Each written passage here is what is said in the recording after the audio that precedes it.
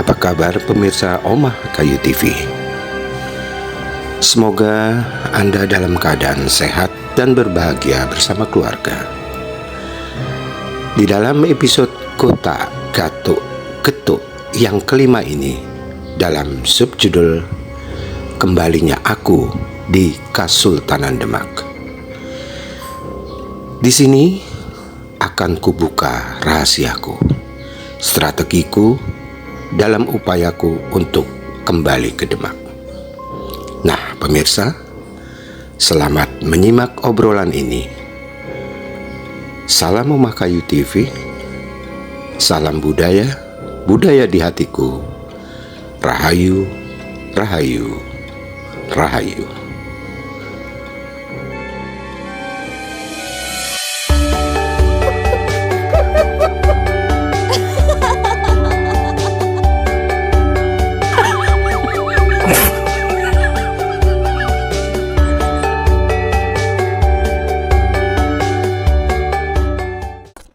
Selamat ketemu kembali di Kota Gatuk Getuk.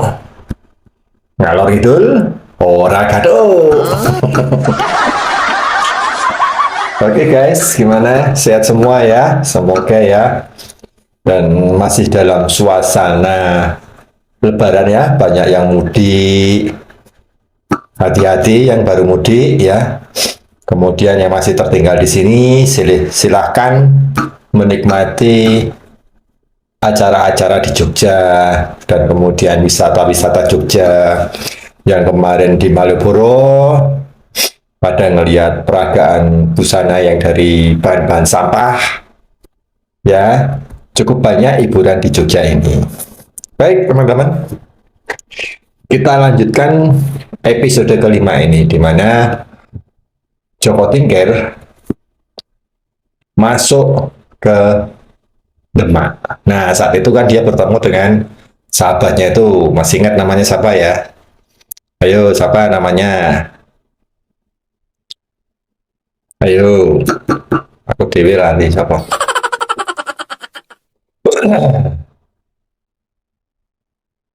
Namanya adalah Dakir Sambat, tetapi sudah nggak sambat lagi. Dan diceritakan dia sudah menikah dengan Mbok Ban yang seksi itu. Ya, karena atas nasihat daripada Joko Tingkir untuk berhenti mengeluh. Artinya dia masih mengeluh, tapi sudah nggak mengeluh lagi kepada manusia, dia mengeluh kepada Yang Widi. Akhirnya itu Biomban menerima dia sebagai suaminya. Oke, pada saat ketemu itu mereka cerita-cerita, intinya bagaimana Joko Tingkir bisa masuk, karena sudah nggak bisa masuk lagi ke daerah situ ya, karena sudah wanted ya. Sultan Trenggono udah bilang kalau orang itu muka seperti itu nggak boleh lagi masuk ke Demak. Akan tetapi dengan ketemunya Dakir, dia terjadi rembukan bahwa diberitahu bahwa sasi ke-9 ada pertemuan di alun-alun Demak. Nah, pada saat bicara itu dia di sasi 8, jadi masih sebulan lagi. Kemudian mereka janjian, nah gimana saya mau masuk Kir? Mau saya nggak boleh. Sudah, pokoknya kamu tenang. Passwordnya ada di aku. Dakir bilang begitu. Nanti saya kasih kartu passwordnya. Oke, setelah itu mereka berpisah. Joko Tingkir kembali lagi ke pegunungan di rumahnya angkelnya. Masih ingat angkelnya siapa? Angkelnya adalah Kebu siapa ya? Kebu siapa? Kebu Kanigoro. Nah, semuanya kemudian dia berebut dengan Kebu Kanigoro, gimana caranya bisa masuk kembali ke Demak. Kemudian Kebu Kanigoro memberi wejangan ya, memberi wejangan bahwa nanti kamu saat di Demak akan saya beri ilmu, dan ilmu itu berupa tanah ya, kemudian tanah itu akan dijumpa Jabu sama Kepu Kanigoro, Kemudian nanti tolong disumpalkan ke telinga kerbau. Kamu nyarilah kerbau di sana, kemudian disumpal pada telinganya. Kemudian Kebukanegoro memberikan rapa-rapa juga supaya nanti pada saat itu Joko Tingkir bisa melepaskan sumpal daripada telinga di kebun tersebut. Nah, waktu yang ditunggu-tunggu telah tiba, teman-teman. Singkat cerita, waktu yang ditunggu telah tiba. Kemudian Joko Tingkir turun gunung, bertemu di tapal batas. Dia menunggu lama dan tidak lama kemudian datanglah sahabatnya tersebut. Kemudian setelah bercengkrama, ketawa ketiwi, mereka mulai masuk ke Kesultanan Demak. Ada beberapa penjagaan, tetapi mereka berdua lolos. Mereka mengendarai kuda ya, mengendarai kuda. Dan akhirnya bisa lolos masuk ke wilayah Demak.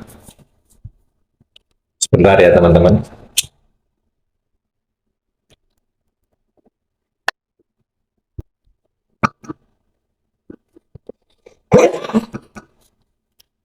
Setelah masuk wilayah Demak berapa kilometer, kemudian dengan kesepakatan, akhirnya Joko Tingkir milih pisah.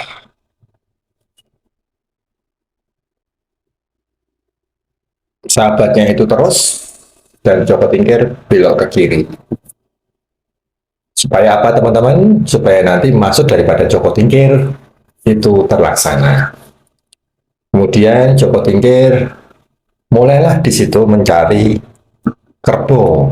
Ya bayangannya, ya teman-teman, tidak seperti kota ini sekarang ini ya. Jadi masih ada hutan belantara, masih ada banyak kerbau dan sebagainya. Di situ masih banyak, di sawah-sawah masih dipakai. Kemudian dia membawa kerbau itu di dekat lapangan. Dan dia mengintip dari jauh, sangat jauh di lapangan itu. Di situ sudah hadir dalam pertemuan itu para petinggi-petinggi kadipaten-kadipaten di bawah Demak. Mereka pada berkumpulkan sasi 9 itu, mereka harus berkumpul. Kemudian ada Putri Mas Cempoko, yaitu pacarnya Joko Tingkir. Kemudian ada Sultan Trenggono, dan masih banyak pejabat-pejabat itu, termasuk Aryo Penangsang ada di situ. Nah, dalam perjamuan itu, setelah perjamuan itu di lapangan itu, prajurit juga banyak di situ. Mereka juga apel siaga. Kalau zaman sekarang di Legion itu ada apel siaga.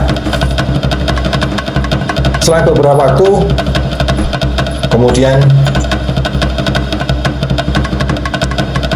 Joko Tingkir menunggu agak lama ya, cukup lama. Akhirnya momen itu didapatlah.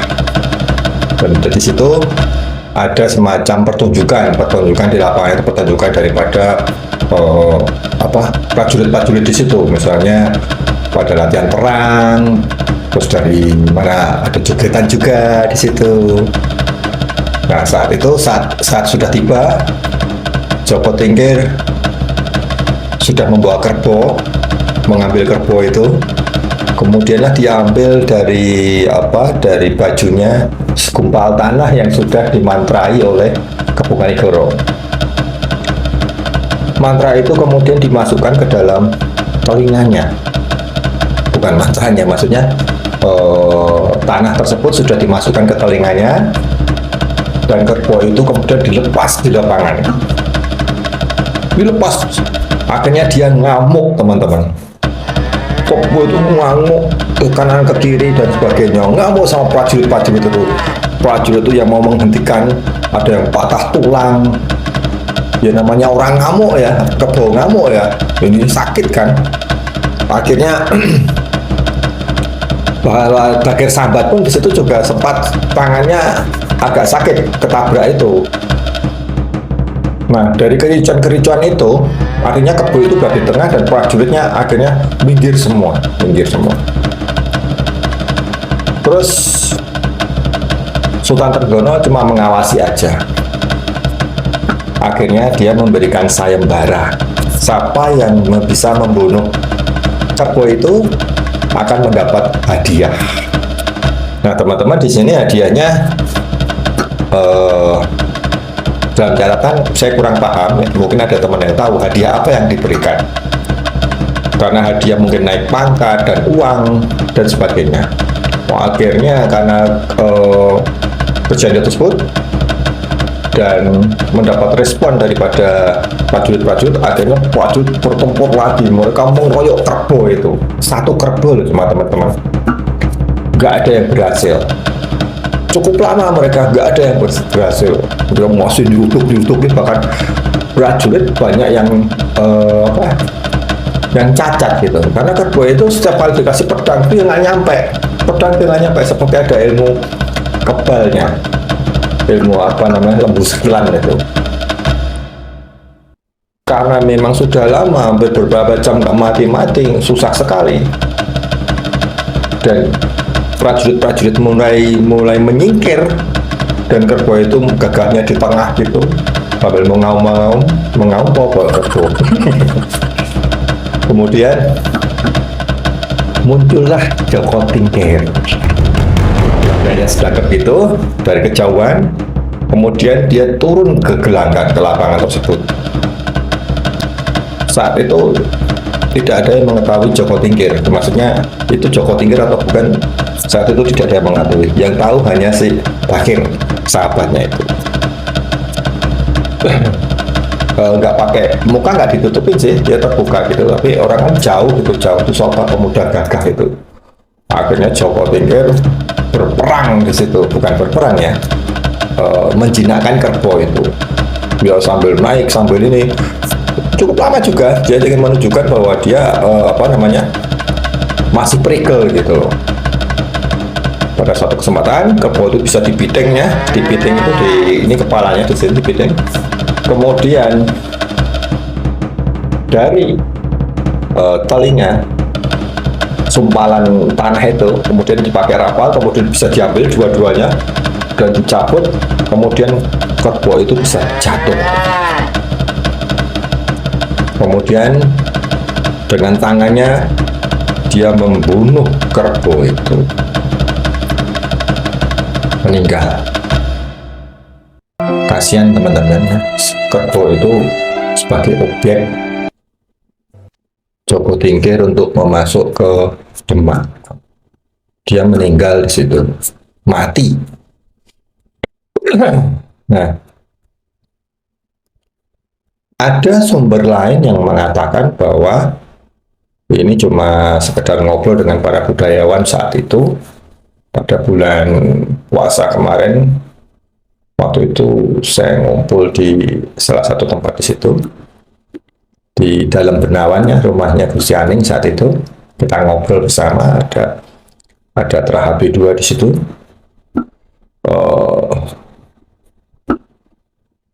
Ya ngobrol-ngobrol biasa, bahwa bisa juga mengatakan, bisa juga loh itu, bahwa itu sebenarnya bukan Kerbo gitu. Tetapi itu adalah begal atau gali-gali. Jadi Joko Tingkir bawa gali-gali di situ, dalam arti masa Kerbo satu nggak bisa dibunuh sama prajurit-prajurit itu. Nah, ya, bisa mengamankan, bisa seperti itu. Mau buat teman-teman mau analisanya seperti apa. Bisa juga Kerbo itu ibarat kayak gali, karena kalau zaman dulu kan banyak sanepo gitu ya, perumpamaan gitu untuk mengaburkan cerita gitu. Nah, saya nggak beri keputusan apa-apa, saya ceritanya seperti itu. Kalau saya tahunya Kerbo itu, monggo nanti yang punya pendapat silahkan. Nah, ini suatu singkat cerita teman-teman, Kerbo itu meninggal, kemudian dipanggillah pemuda itu sama Sultan Trenggono. Sultan Trenggono begitu melihat itu Joko Tingkir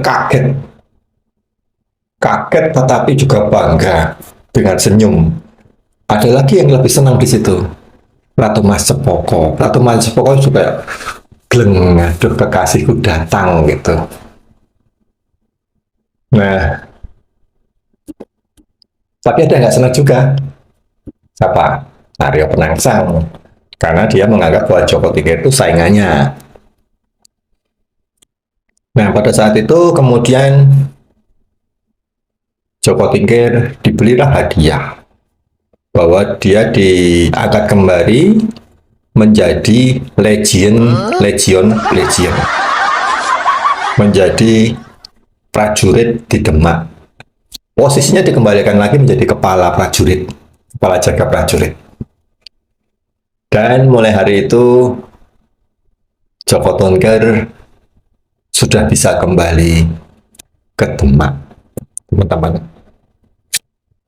Dan dia tinggal di Tangsal gitu, bahasa keprajuritan, bahwa dia adalah pimpinan prajurit di bagian penjagaan itu.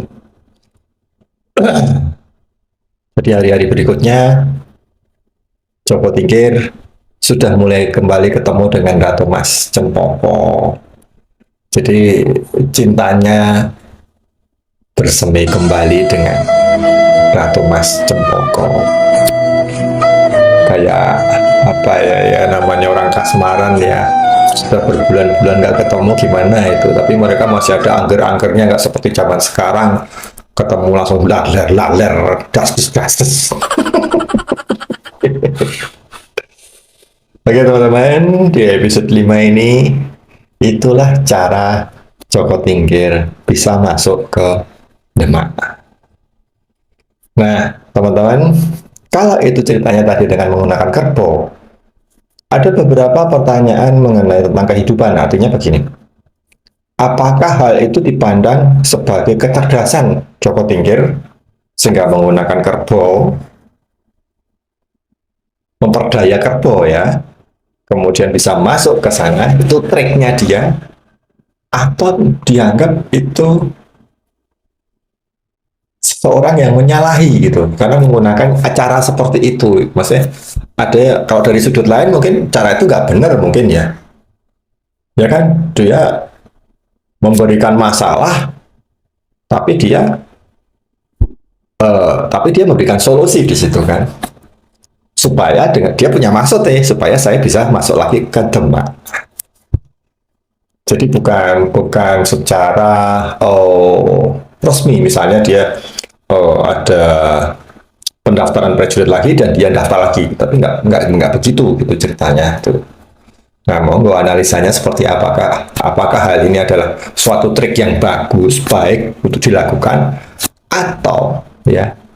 atau sebagai bahwa sesuatu ini yang dilakukan Joko Tingkir menyalahi daripada aturan. Semuanya kembali kepada teman-teman semua sebagai bahan diskusi.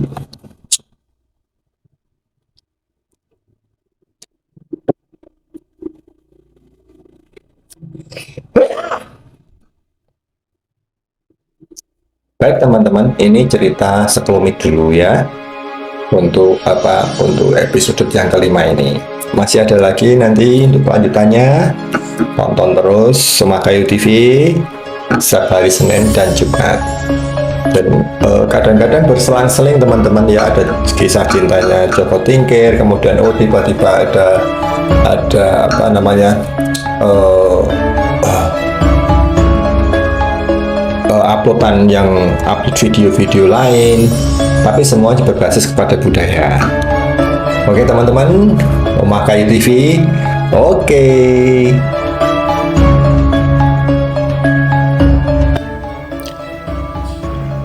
Aku hanya fokus pada sesuatu yang menjadi impianku dan tujuanku. Kubuang dan kuhindari semua yang menghambat dari impianku.